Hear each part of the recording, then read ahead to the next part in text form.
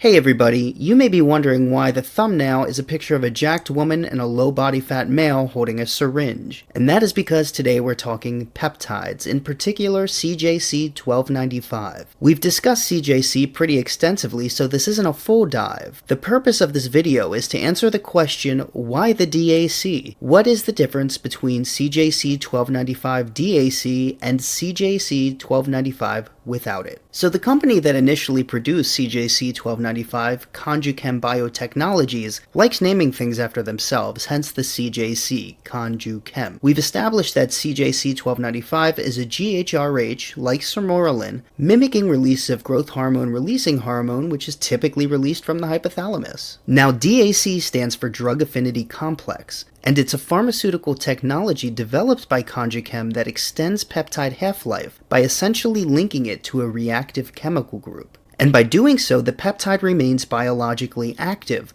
while chemical reaction of the attached complex conjugates the peptide to albumin. So what happens is you take CJC 1295 attached to a linked reactive compound. Cross-reaction binds CJC 1295 to albumin, which is a protein that, among other roles, acts as a carrier that transports the bound peptide throughout the body and extends its half-life. In humans, albumin has a half-life of 12 to 19 days, thus extending the half-life of the biologically active CJC 1295 that's attached to it. This is why CJC 1295 with DAC has such an extensive half-life, approximately 6 to 8 days. This means that it takes about a week for half of CJC 1295 with DAC to leave our circulation. At the same time, being attached to a carrier protein like albumin allows transport of the peptide throughout the body. There is no data stating CJC's half-life without the DAC. However, since it's a modified version of sermorelin, which has a half-life of minutes, likely under half an hour, we can imagine that CJC 1295 without the drug affinity complex has a similarly short half-life as well. So it's safe to say that people use CJC 1295 due to the fact that it lasts so long. The caveat with this is that growth hormone is released in a pulsatile fashion, in spurts, so using a compound with such a long half-life may not be physiologically representative of how we produce growth hormone ourselves. At the same time, I'm forced to wonder if continued use over weeks, for instance, would desensitize growth hormone release, given the fact that there will likely be a big increase in IGF-1,